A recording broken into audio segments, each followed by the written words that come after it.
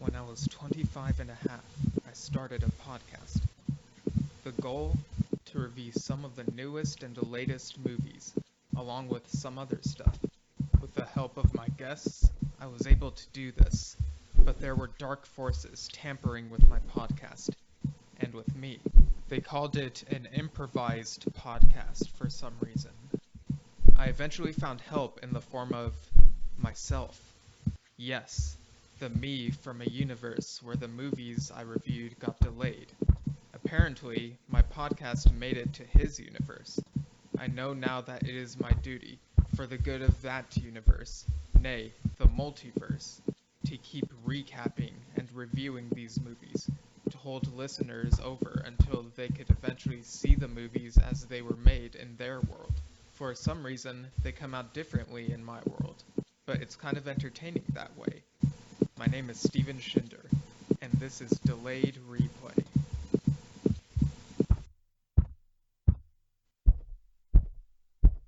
Hello, listeners. Welcome to another episode of Delayed Replay, that podcast where we talk movies. I'm your host, as always, Steven Shinder.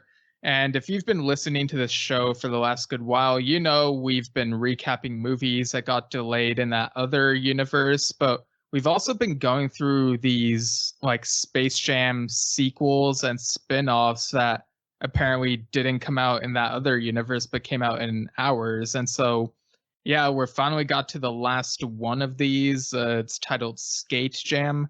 But first, introductions are in order. If you're new to the show, that can happen. My guest on this show, he has his own YouTube channel, and he is known as Starrapter. How are you, good sir? Hello, Steven. It's good to be back on this fun old show where we talk about that universe where the things somehow just didn't come out.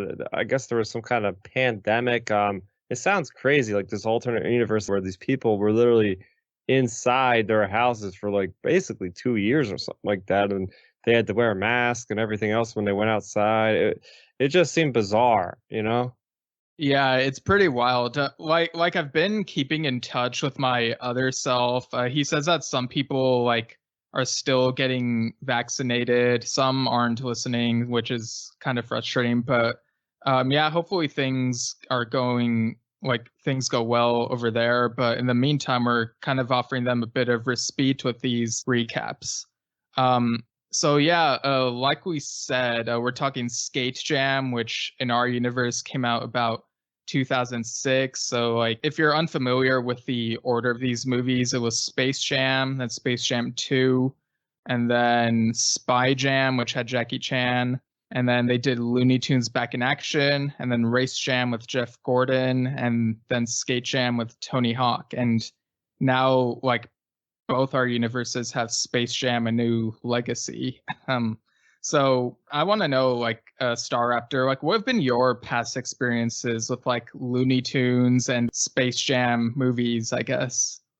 Oh yeah, well, definitely Looney Tunes. I remember as a kid, I was born in the '90s, so that was still on TV quite a bit. Looney Tunes. I watched mostly Nickelodeon, but I do remember watching like the Coyote and the Roadrunner and Elmer Fudd and all that good stuff. But it really did revolve a lot around Space Jam. That was right at the sweet spot for me. I was probably around 6 or 7 when that came out. So I was like the ripe age for, I liked the animation a lot back then. Michael Jordan was like what every like little kid like imagined themselves to be when they were playing basketball at recess and whatnot. So I really got a kick out of that. And, more recent times I've kind of fallen off when it comes to animation in general. I know it's kind of been making a resurgence back with bringing like things like Chip and Dale to Disney Plus, and DuckTales and all that sort of thing is coming back. But yeah, I always like the gags. I think the gags are great and they're timeless. And no matter how old or how young you are, everybody seems to just crack up. And it's got like that kind of it breaks boundaries and generations with the humor. So I do enjoy Looney Tunes. Oh yeah, you mentioned DuckTales. I actually finished the DuckTales reboot recently, and it was a lot of fun. And I like went back and started watching the original, because I don't know if I've ever watched the original before, but so far it's pretty good. I don't expect it to like it more than the reboot, but it's still enjoyable for what it is to me. But yeah, I definitely relate to like, well, it's kind of weird because like my brother was the one who was more into basketball, whereas I ended up not being that into it. But like in those early years, like I've told this story before, but there was a time when like I told my relatives to call me Michael Jordan like as a nickname, and I just like loved seeing the character in Space Jam, like the way he played himself, I guess. And yeah, like we've gotten those other movies, which some of them have like the memory erasing feature at the end, which is why some people forget them over here. But yeah, we've come to Skate Jam. And do you have like any experiences like watching skating or like doing skating yourself? Yeah, so that was very much a big part of my life, actually. 10 years, I was 10 years old when I kind of jumped on my first skateboard. And then it was a couple years after that when I really got into it. And it was because Tony Hawk. Well, actually, yeah, it was Tony Hawk is why I started skateboard. I played the game on the original PlayStation. And from there, I bought my board. And it was basically from that span of me being 10 to about 17, which is basically when I started driving. Up until that time, I would be going to school. Then after school, we'd always be going somewhere, whether it be the local skate park or maybe getting in trouble by skating on private property because that's what you did. You found some good ledges or something. You would be back there, and every once in a while the cops would ride by and be like, "You guys really shouldn't be here," and they would take us home, and nothing would happen. But it was like, okay, this is crazy, but we're doing all right.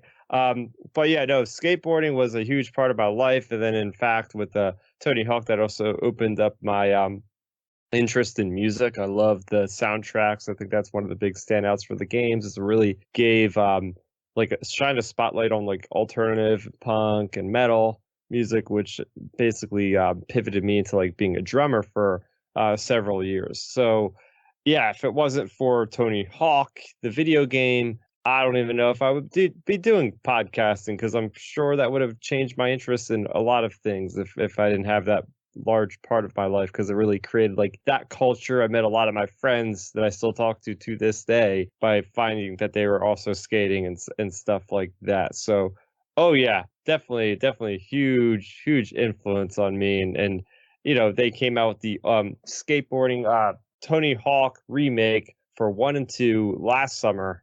And that got me back into skateboarding for like a 2 or 3 week span. And now that I'm 31, I'm like, yeah, this is not great because if I actually fall and like actually, God forbid, sprain my leg or something, I could actually be out of work now.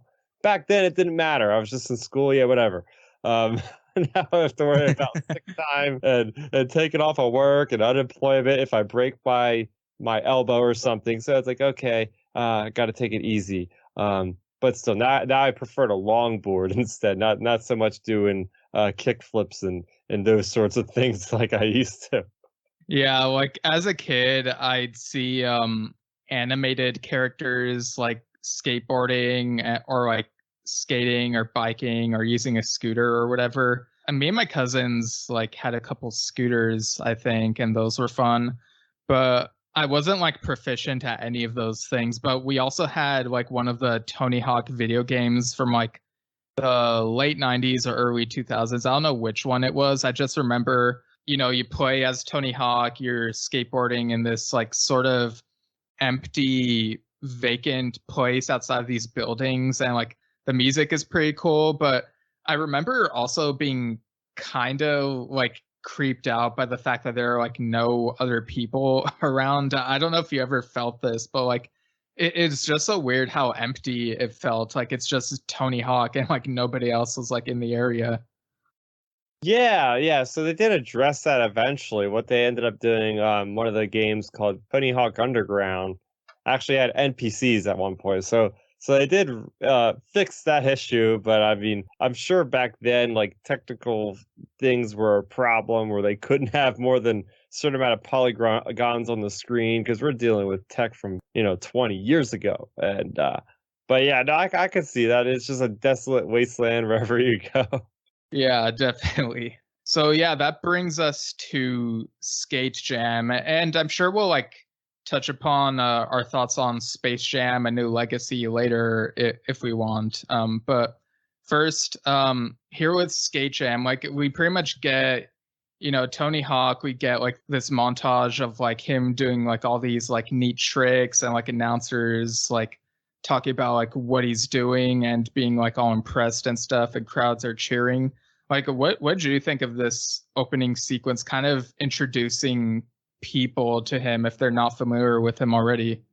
Yeah, I think this formula works because as we've seen with the original Space Jam and then the follow-up, A New Legacy, they both kind of show the lead athletes in like all their glory. In case I didn't really know a lot about LeBron James, and then we see that he shows up and they show all his like highlights and stuff like that. Same thing with Michael Jordan. So yeah, that I think it makes sense to kind of show why they chose this said athlete to be in said movie and what makes them so great, just like a snapshot of their life, and to kind of give people a little bit more context and a little bit more appreciation for what is about to happen and why this person is so good at what they do. Yeah, but then we get like the conflict where like there's this up and coming skater who's like also pro, and he's like getting a lot of fans, but like he seems like a really mean person. Like it's that thing where like there's a celebrity who's really mean, but somehow they still have fans. Like this is a character made up for this movie, and he had like a weird nickname. Like it was like Shredder X or something. Like it was something like really edgy and cringy like that, Yeah, it was basically somebody's aim. If you guys, if you're too young, you might not even know this, but there's a thing called AOL Instant Messenger. Yeah. That was in the day of, before we had like broadband high-speed internet. You actually had a dial-up connection where you had to log into AOL by having this weird noise go off on your computer. Yeah, that weird noise still haunts me every once in a while. And you would create your screen name, as they call it. And fun fact, Starrapter was my original screen name, and it's been with me ever since I was 7. So you would have like people like always making like the catchy screen names with X at the end, acting like a badass. So you would have a lot of that. And then they would have their away message, which would be like some lyrics to like, in the case of most of my friends, we were into a lot of like rock or like edgier music. So it'd be some lyrics from a metal song or an emo song or something like that. And like, yep. So yeah, this is like straight up from that era of Tony Hawk. So I had to chuckle to myself when I found out the guy's name. Like, yeah, they are really hitting it. Shredder X is in this movie. He's played by one of the brothers from Malcolm in the Middle. I don't know if you've ever watched that show, but it's the actor who played Reese in that show. Justin Burfield is his name. Yes. That was a big staple again to and we keep bringing up the 90s nostalgia. Me and my mother would watch Malcolm in the Middle. Oh yeah, it actually aired 2000 to 2006. But my friend Andres in another episode, he was like, "I thought that was a 90s show," and it's like, yeah, I guess it does kind of feel 90s. Yeah, it all kind of blends in. 90s kind of spill into the early 2000s for me, and it's there. Yeah, and so he's like going up to Tony, and like Tony's trying to be like a good sport, but Shredder X is like, "You're gonna go down, old man. I'm like the new kid on the block, and I'm gonna take you down." And it's just like super cringy to watch. It's kind of laughable, like watching it now. He basically like challenges Tony and threatens to like he basically is trying to make Tony retire so that it can just be him dominating the skating world. Tony does like a training montage because like he feels like he has something to prove, and you have like this like Simple Plan music playing during the montage, and it's just it feels very 2000s ish. Yeah. So that's the thing about Tony Hawk, right? Is the guy still doing this stuff? He's still, I don't know how he does it. I mean, I know for a fact he's had injuries, pretty bad injuries in the past, but he keeps on getting on that board and going down the vert ramp because his specialty is vert ramps. He's not a street skater per se, but he loves going off the big vert ramp, 12-foot ramps. He's he's doing 900 still at the age of 50 something. It's insane. Definitely, like, I feel like most athletes, no matter what sport that they are in, cannot maintain that level of sport prowess, athleticism to that like decade of their life. Like, you don't see football players still playing in their 50s, for instance, or any other sport, right? I mean, golf, yeah, sure, but most other sports, you lose your prime. So for this guy, Shredder X, he thinks he could really get on top of Tony Hawk by outdoing him with these tricks, and you know, he that's I think where we get those Looney Tunes into the mix, because he needs to get inspiration from some of these guys. And well, who else would he go to than Tasmanian Devil himself? Because Taz spins a lot, obviously, and that is Tony Hawk's trademark move, is the 900, and he's got to be able to spin basically a 900. For those that aren't aware, is basically three 360s in a row without hitting the ground before you hit the ground. Basically, Tony Hawk is the person that pioneered that trick back in, I believe it was like the late 80s, early 90s. But this guy thinks he can outdo him. He had the audacity to say, I think I could do it. So he's going to try to harness the tornado sort of power from Tasmanian Devil. But what did you think of how he actually got to bring the Looney Tunes into the real world? It was pretty simple, but I thought the explanation was really funny. Like, because I don't know if you ever watched Rocket Power growing up, but like, I love that show. yeah, there's, it's these kids who are like really great at skateboarding and surfing and just pretty much every like sport where you ride something. And so there's an episode that featured Tony Hawk as himself. And so in this movie, it's pretty much a callback to that. He's like, oh, I'm able to get in touch with like the Toon worlds. And so that's why you see like the Rocket Power characters again, like, Otto, Reggie, Twister, Sam. But he's also able to like get in touch with the Looney Tunes world. Like he goes to their world and he looks like he switches from like his live action self to his like 2D animated self throughout this movie, and I think it's like really well drawn, and like I think the interactions are pretty fun. Like, he'll try the tornado with the Tasmanian Devil and it'll just be like out of control or whatever, and he'll get like flattened but then get up again because cartoons. Yeah, he needs to like recruit some of these characters, because like Shredder X, like one of the things about the challenge is that Shredder X has assembled his own like mega team of like other like human skaters. It's like Tony Hawk doesn't have many other people to have on his team, because like even his friends are like jumping on the Shredder X bandwagon, and so he recruits like the Looney Tunes, the Rocket Power kids, and even like Max, Bobby, and PJ, who were skateboarding in an extremely goofy movie. So like this movie had to have been like really expensive if it was like a crossover between Nickelodeon, Warner Brothers, and Disney characters. Yeah. Like it's insane. It just blew my mind that somehow Warner Brothers made an agreement with freaking Disney, like the direct competitor to Disney. They got those guys in because, I mean, I didn't watch the extremely goofy movie. I didn't even know that's a thing, actually.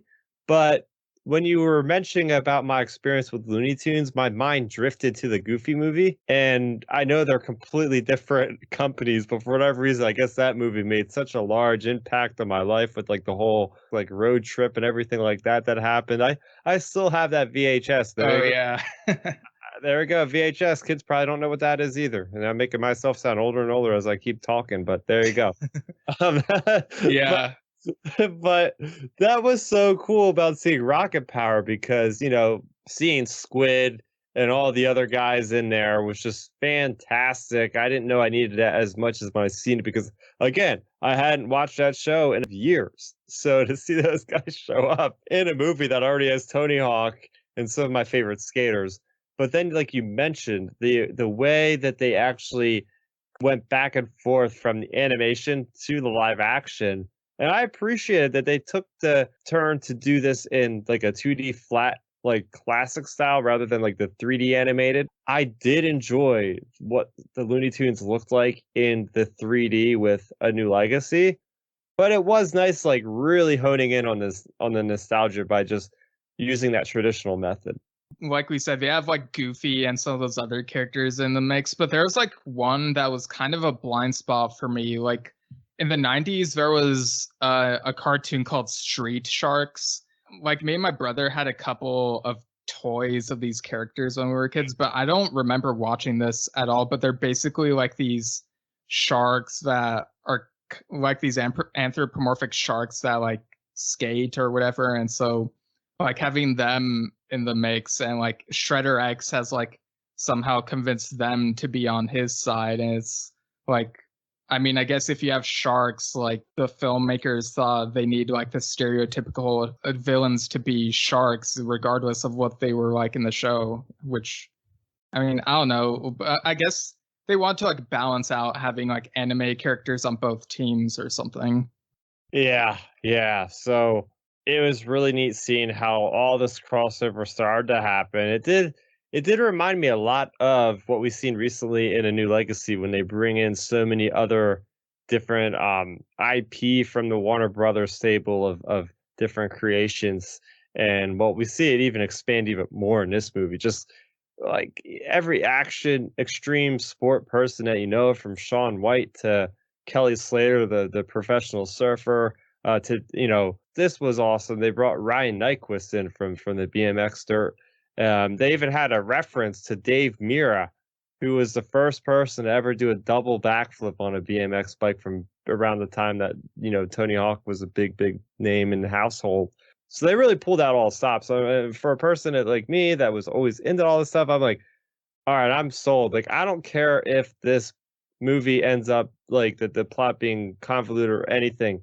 I'm just sitting here enjoying this right now. Yeah, like they go through different, like once they're actually competing, they go through like all these different obstacles, which causes a lot of hijinks. Like they go through like the canyon from like the ones you would see in like Wile E. Coyote and Roadrunner cartoons. And obviously, like these types of movies, there are like no rules in these types of things, and people are just whatever about them, which is why the coyote is able to use like explosives and whatnot. And because it's in cartoon land or whatever, they're not lethal. So like you can see him trying to blow the opponents away, and they like get turned to ashes for a moment, but then put themselves back together and try to get back in the race.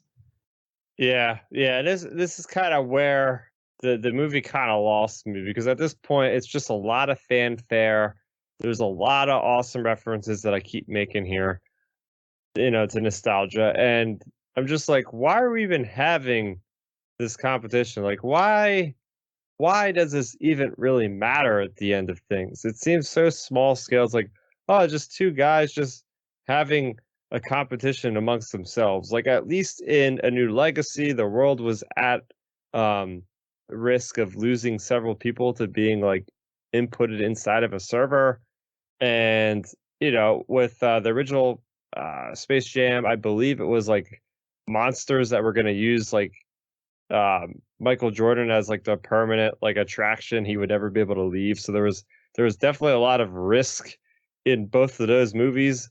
And some of the other ones that came out, I believe, I mean, because our minds were erased after them, kind of like Men in Black style, Yeah. So I'm assuming those had some more stakes. But I'm sitting here watching this movie, scratching my head, like, yeah, this is great. We're seeing awesome tricks. We're seeing all these callbacks, but really, what is the point of this?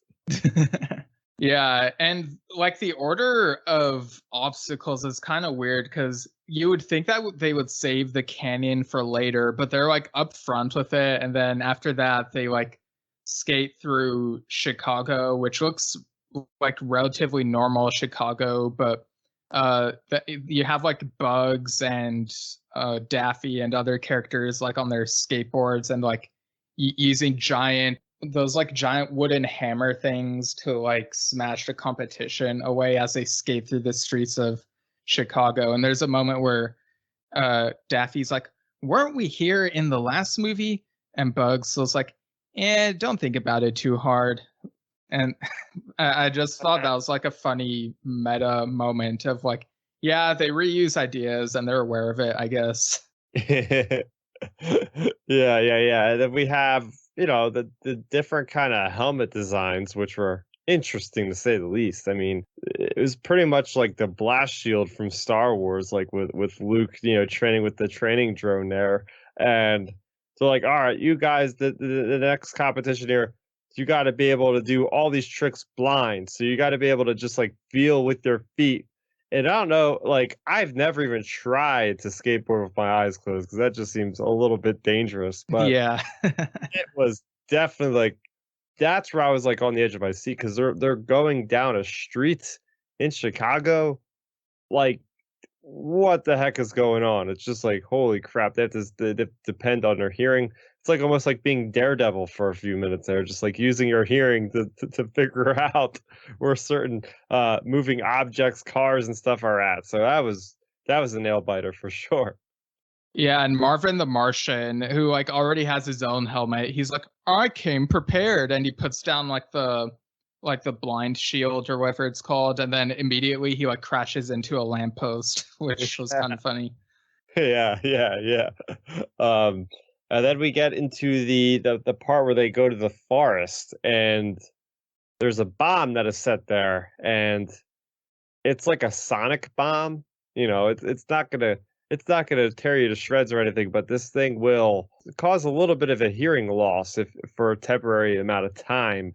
So they have to basically go through the forest. Like it's interesting. They have to use special skateboards that have like inflatable tires. Like they're called like mountain boards, and they're strapped to your feet. So they're going down like these dirt ramps, almost like the BMX bikes would do, like the dirt competitions and stuff like that. So that was pretty cool because then also they had like these gliders that were like attached, so they'd be going off the ramp, and then these gliders would like pop out of their backpack, and they would like float. It kind of reminded me a lot of Mario Kart Double Dash, I think it is, or whatever the latest one is. Like you go over the ramps with the cars, and like little glider pops up, and you just float for a little bit. So that was kind of cool because that at that moment it was more of like a downhill kind of race. There wasn't tricks or anything involved. It was just like who's gonna get there first. And of course you got all the different you got Roadrunner there, of course. Like of course they're gonna be trying to do this thing. And they have wings, but they think that their wings are gonna be able to sustain them instead of using a glider. Like, nah, they didn't think they needed that. And of course they just fall down bottomless pits, as they often do in the cartoons, just kind of fall straight down.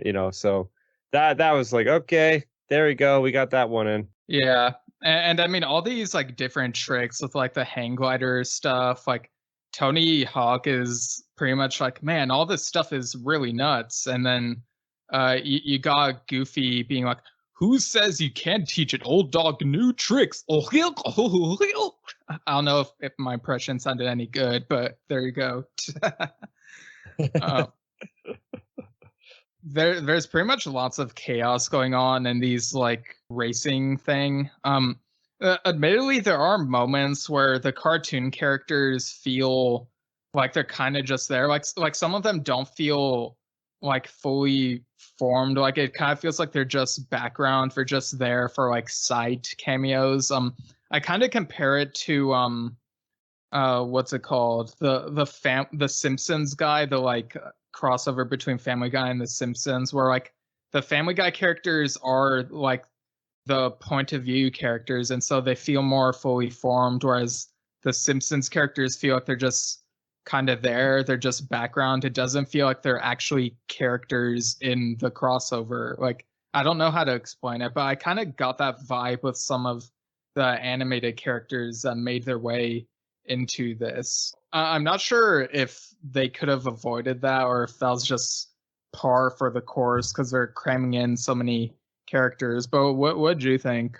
Yeah, I got the same feeling I got from A New Legacy. I was just like, okay, and that's kind of where the product placement sort of comes into place. It's like, okay, they're promoting this, especially from Warner Brothers, certain properties. We're putting this here in your face so you can go buy. It's just like after the after like halfway through the movie, I'm like, okay, this is getting kind of old. It's like let's try to come up with some original things here because this is getting a little bit redundant at this point. So Yeah, I mean, in these movies, product placement is pretty much a staple, which is why, for example, in Skate Jam, you get that moment where Daffy was like, I could really go for a Slurpee from 7-Eleven, and he just like holds up a giant like Slurpee cup and just like drinks it and gets brain freeze.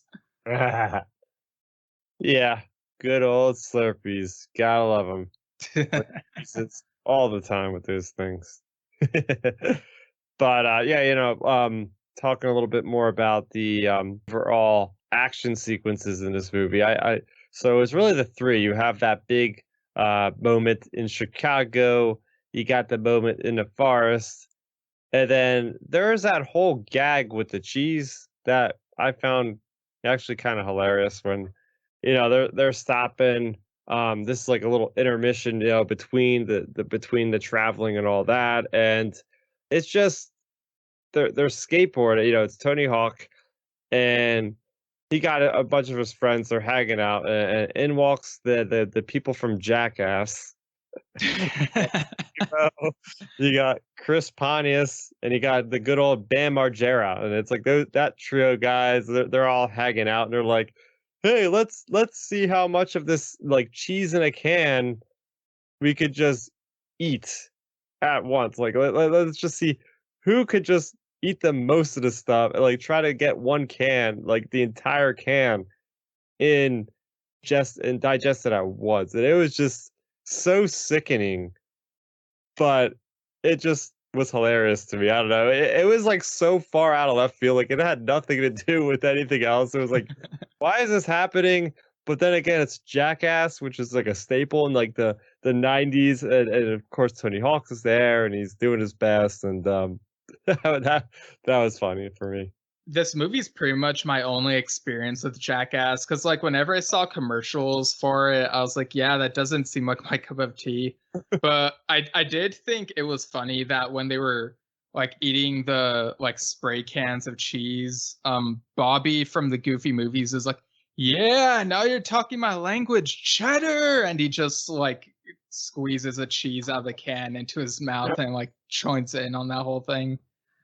Oh, that was so funny because yeah, I remember that so well from those old movies. It's like, of course, he would be there at the perfect timing to have a say in that thing. For the next racing thing, Marvin the Martian uses like a shrinking ray, but to like make this piece of like Swiss cheese grow like gigantic size. So like all these characters are like trying to skateboard their way through the inside of it and going through like these tunnels and all these twists and turns. And it's like, whoa, which way's the way out? And it's like pretty crazy, I think. Yeah, yeah, and then they finally get there. They get to this famous warehouse that is really the end of this whole thing, and that is where Skater X or Shredder X matches up with Tony Hawk.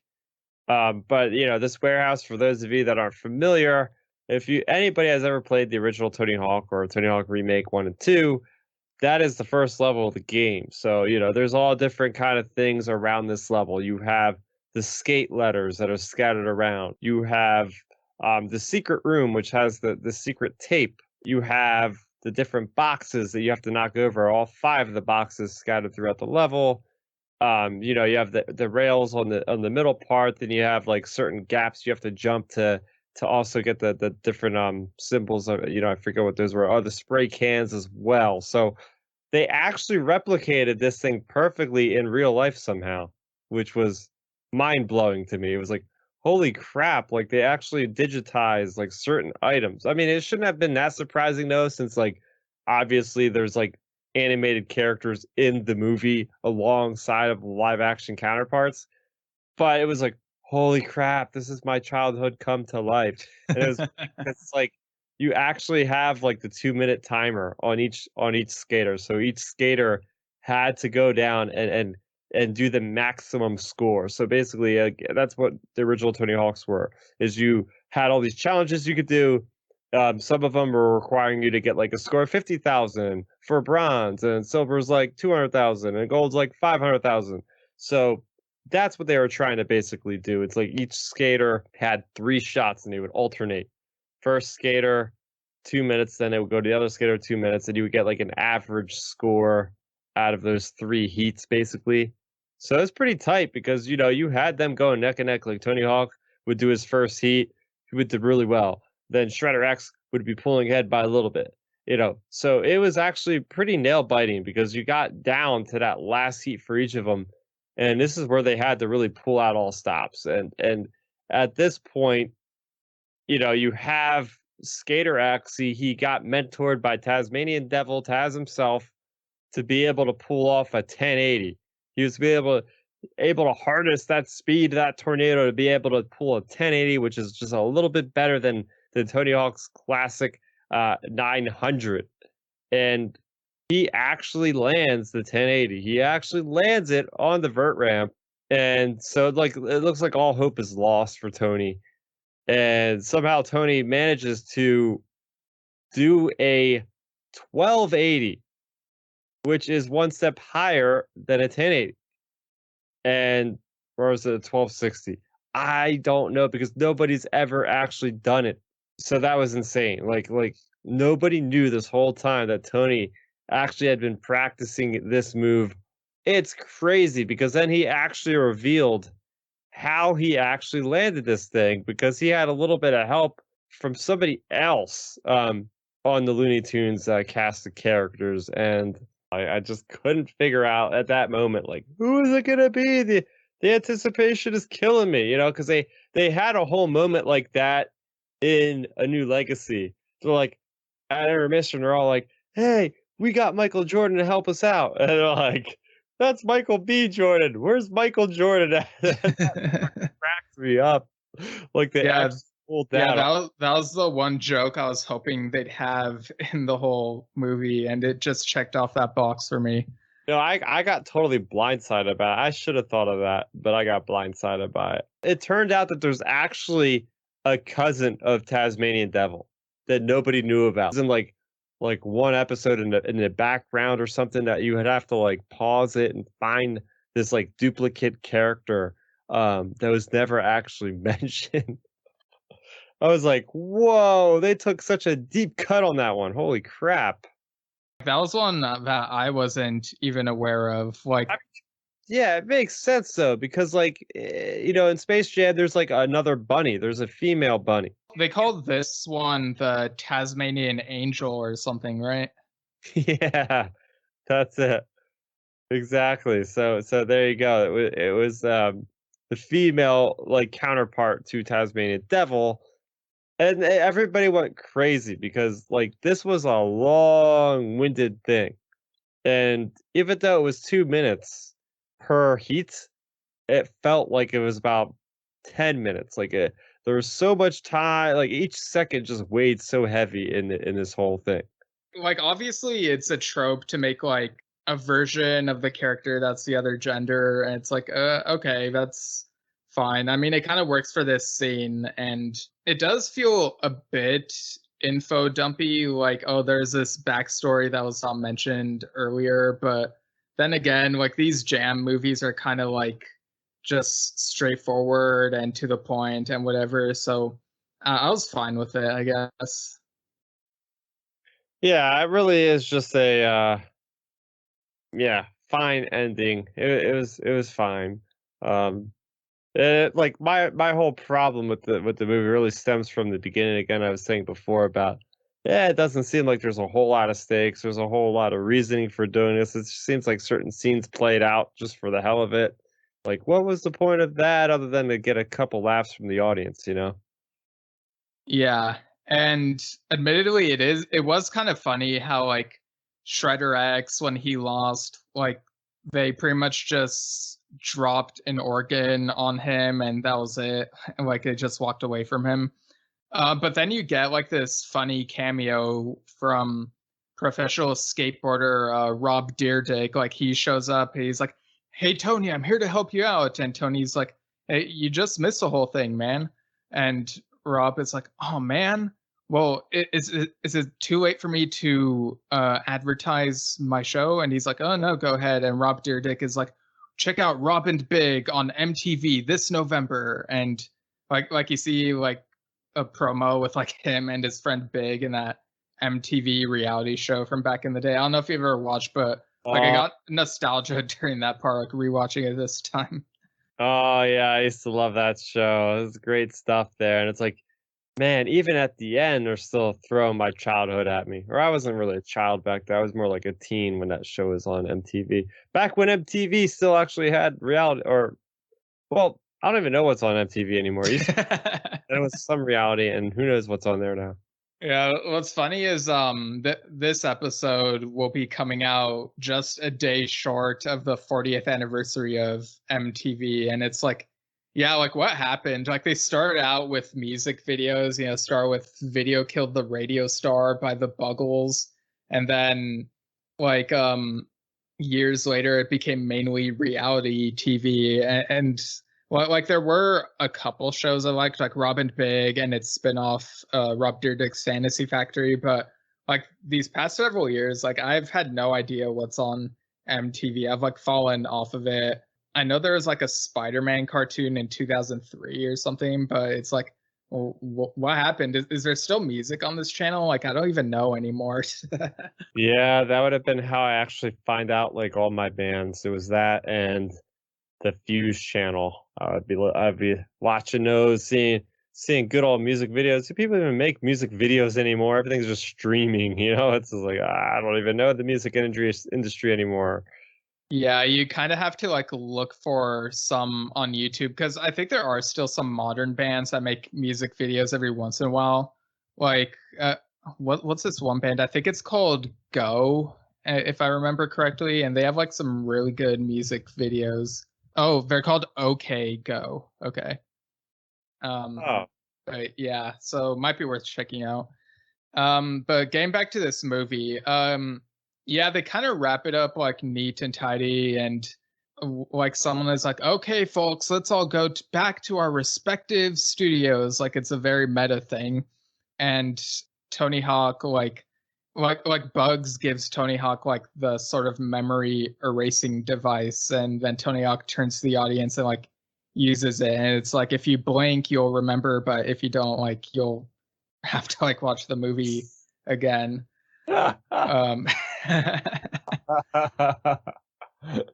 oh man. So, well, I guess we both blink then. yeah, this time anyway.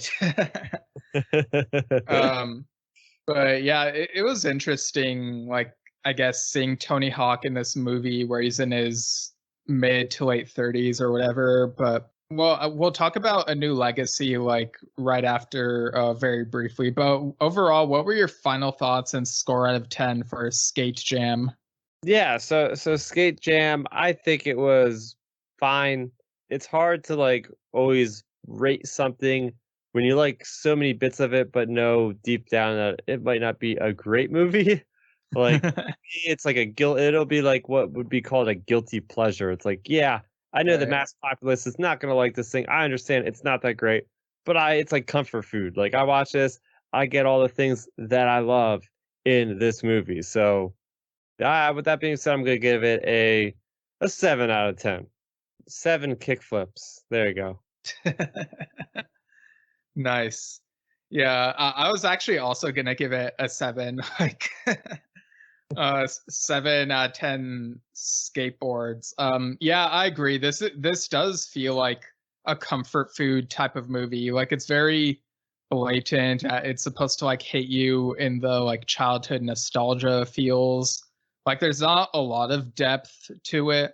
Like Tony Hawk has such a great personality, so he definitely like is very magnetic in this, but at the same time it's like, yeah, this is a jam movie and they're not trying to like do too much like I guess high quality stuff you might say, but like yeah, I thought it was fun overall. And I mean, like for a while, it seemed like this would be the last Jam movie. Like it didn't perform as well as like the other movies did. So I guess they decided to like take a break from these Looney Tunes / live action type of movies for a while, up until like Space Jam: A New Legacy, which I guess we could get into that. Like you and I kind of had like opposite opinions of Space Jam: A New Legacy. So like, what was your take on it for the listeners who aren't aware? Yeah, so I thought it was fine. It was just, for me, it was like the plot was okay. Like I understand they had to get something going with the serververse, and you know, it just was killing me with like all this stuff in my face about Game of Thrones and Harry Potter. And like it was so distracting, especially at the end of the movie when they're all at the basketball court. And like I was constantly like looking in the background to the point where it was distracting me from the actual like goings on of the story because I was like, oh, there's Agent Smith, or there's the giant metal robot thing, and oh, there's some people from Slytherin. It was like it became like a Where's Waldo in the middle of the movie where I'm like, okay, Definitely. a little bit distracted. I thought LeBron James was fine, like he was okay. Like I didn't expect him to win an Academy Award for this thing. All right, so it was serviceable, but I would be like, yeah, don't quit your day job to do this. Know that you've tried your hardest, so I got to give you credit for that. I did. I know you said something about the father son relationship. I did enjoy that. I feel like there was way more of that in this one than there was in the original Space Jam. So it did give a little bit more heart to the whole thing. And I did enjoy like the animation. The animation of the actual Looney Tunes looked really good for the 3D. I'd never seen them 3D before, but I think they did a damn good job with representing them in that format rather than just like your traditional 2D. Another thing was that I got to take off a little bit for it because it felt so formulaic in concordance with the original. In other words, like, oh, both movies start with the kid, playing basketball, and it kind of followed the same exact formula, like to the point where it was like a detriment to the actual movie in my eyes because I was like, oh, I feel like I'm watching almost the same movie again because then like they have that halftime thing where it's like they're both down points and they're all kind of feeling down on themselves and something happens where they pick themselves back up. So like it just felt so derivative of the original that I was like, okay, what is obviously there was new things in the movie. The villain was completely different. I thought the villain was somewhat enjoyable. The character, the actor that plays War Machine in the Avengers movies, Yeah, Don Cheadle. Don Cheadle. Yeah, I think that was fairly entertaining, but just the plot was just so abstract that they were trying to find some way to basically smush together all of Warner Brothers properties. So, but yeah, I mean, for me, it was a movie that I'll like watch once, and I don't know if I'll watch it again, kind of thing, because it was entertaining at the time, but I don't know if I could like rewatch something like that again. It just didn't hit me to the degree that I would like rewatch it really. Okay, that's fair. I mean, for me, it was pretty much what I expected. Like, it's what I expect from these Jam movies. There will probably be like nostalgia and product placement and stuff like that.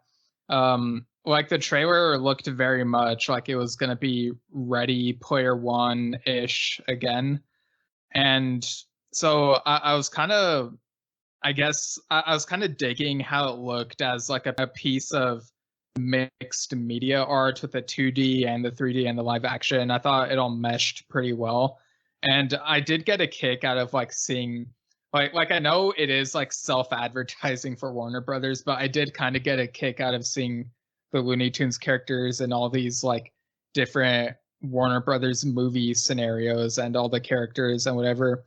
And yeah, like the father son thing, I do think it adds an emotional core to it. Although I will admit there are moments where LeBron is like acting how a bit too calm for someone whose son has gone missing. Like he'll be panicking about his son and then he'll like meet Bugs Bunny and be like super excited. And it's like, I feel like a dad would be more concerned in that moment instead of like fanboying over Bugs. But I'm yes, like I definitely acknowledge that. But overall, like for me, it is a fun comfort food type of movie. Even like I enjoy it more than Skate Jam. Probably more or less as much as the original Space Jam.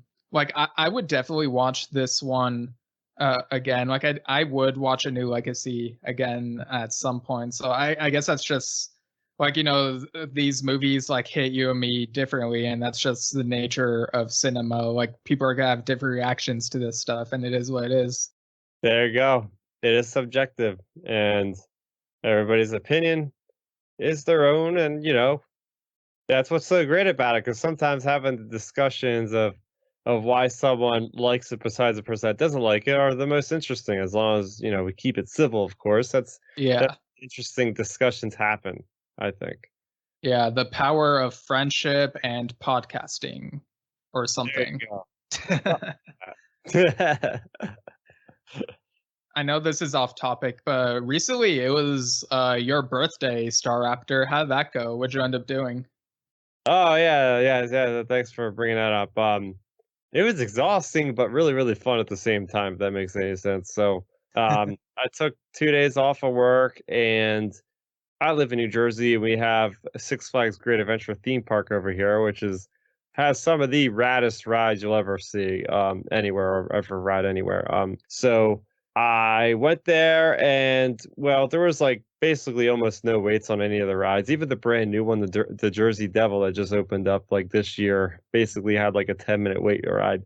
So me and my friend, we went there. And within the first 2 hours, you rode on like maybe 8 or 9 different like crazy like thrill ride, roller coaster, spinny things, whatever. But it was so much in such a short amount of time that it almost felt like we had heat exhaustion slash we're hungover because we were like, okay, I think we did a little bit too much too quickly. So we had to take some time to just kind of cool off and do a few other little rides from time to time.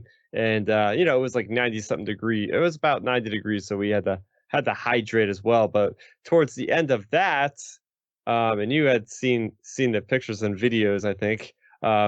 We had found a dinosaur walkthrough that was really neat, actually. So it was just like this like big circle that we walked through, like in this forested area. It was only like $5 extra. It was inside the park. We just had to pay like an additional $5. So I was like, yeah, whatever, we'll do this. And it was a lot of fun. Like some of the animatronics weren't working, so they were just doing nothing. But some of the dinosaurs were actually rather more expressive than I would think, because I mean these aren't like official Jurassic Park dinosaurs or anything like that. They're just, I don't know where they're from, but this is the first time I've seen anything like this there, and I know from hearing from other people, usually it's like a drive-through experience, but being able to actually walk up close to these things, because there was no fence or barrier or anything. They just like the people at the beginning were just like the people that worked there was like, just you can take pictures and videos, just don't touch them.